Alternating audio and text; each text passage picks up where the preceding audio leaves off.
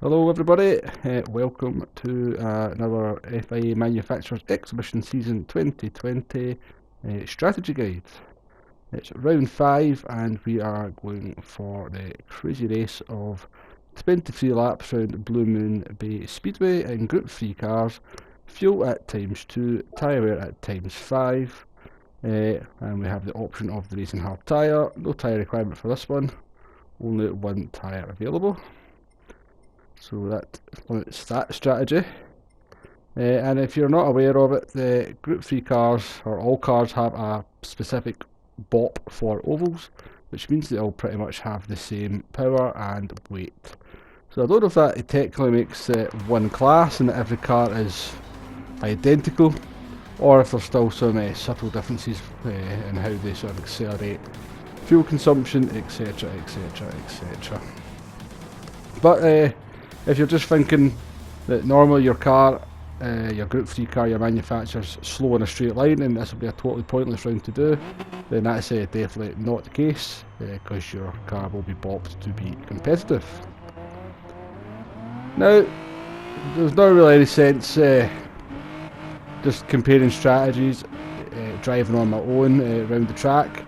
This is very much a slipstream race.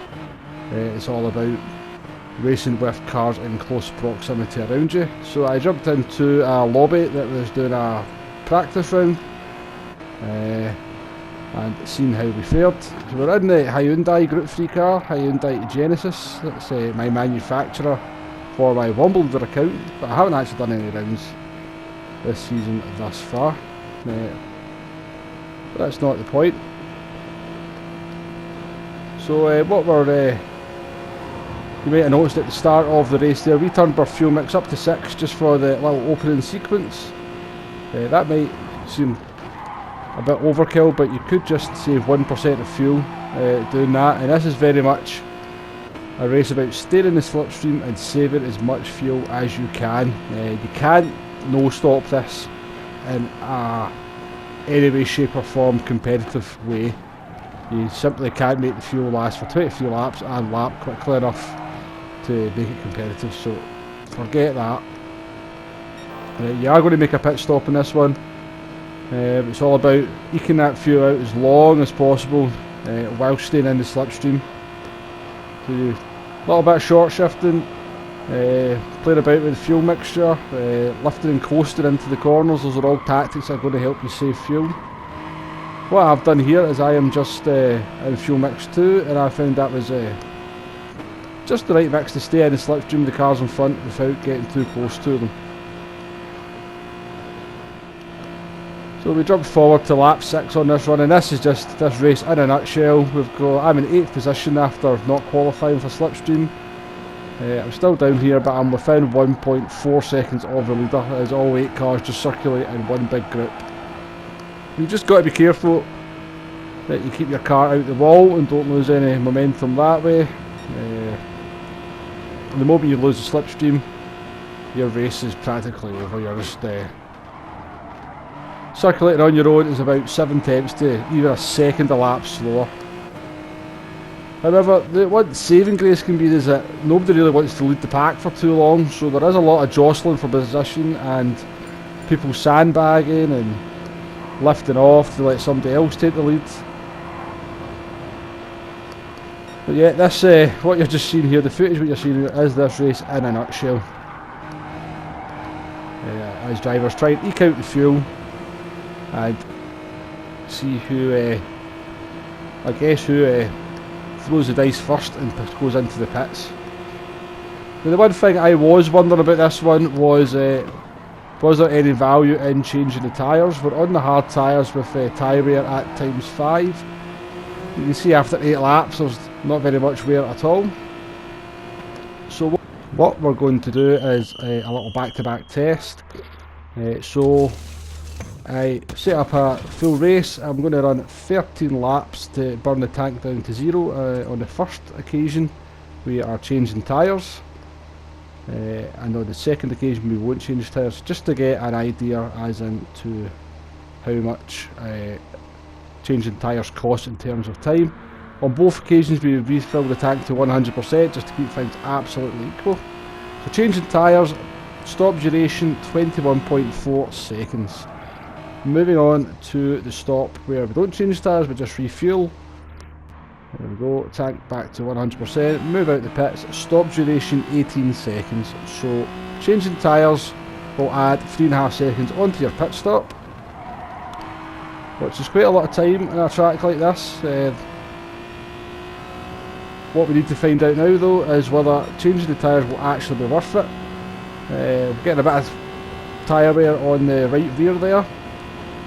What I wasn't sure as we got towards the end of the race, whether having the rear tyres warm and make the first corner a little bit sketchy. So this is us on the last lap of the run where we changed the tyres. You can see the lap times there where we look through, sort of ranging from a 43.9 through to a 44.3 if we've made a mistake, but generally in the very low 44s with the new tyres. Now we need to move on to the run where we didn't change tyres, and we can compare the lap times and see if there is any value at all in changing tyres. So here we are, we're on board with that car. This is where we never changed tyres at the pit stop, and you can see those lap times very similar. There is a possibility that the new tyres are worth about 1/10 of a second a lap, but that is just not enough to justify the 3.5 seconds you'll lose, because that may well cost you the slipstream. So my recommendation is not to change the tyres at the pit stop. I don't think there's any value in it. I don't think there's the gain of 1/10 of a second a lap is justifies the cost of the pit stop and the possibility of losing that slipstream. So as I said, my recommendation, do not change the tyres. Now, I was a little bit curious as to how the MR cars would handle doing the same strategy of not changing the tyres and doing all 23 laps on the same set.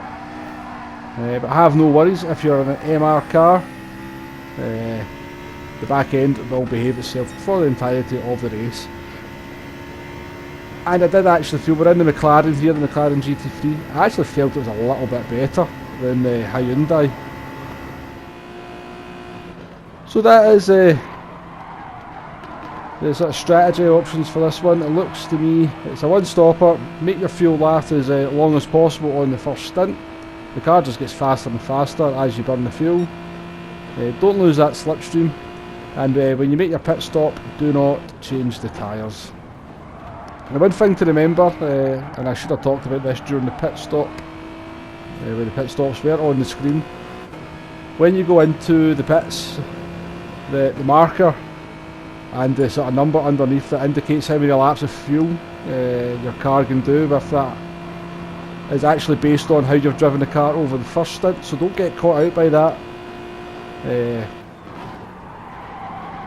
If you just fill the car up to the diamond, then you'll have to drive the car in the same manner that you drove the first stint to make the fuel last that distance.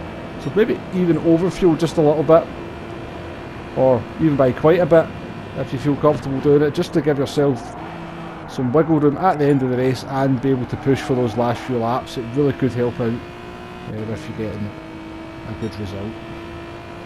So we've moved back to the race that we were looking at earlier on. When we jumped back on board, we were at the part where our cars were starting to pit. We went from 8th, we're now in 1st. It turns out we've managed to save more fuel than anybody else. And as we come in round the end of lap 14, we are going to pull onto the pits. And I actually hadn't done any testing at this point and chose to take on a new set of tyres. And there's the fuel going in. You do need quite a lot of fuel. As I was mentioning earlier, there's that diamond, the line's fast approaching, but we go way beyond it because I want to push it in this second stint. So out the pits we come, and there is the leaders of the race. So we kind of slot back into whereabouts we were before the pit stops, but I think I was the only one to change tyres. I know I took on less fuel than the two that are leading first and second, so They obviously cautioned on or had done some practice races before me and knew not to change tyres at the pit stop.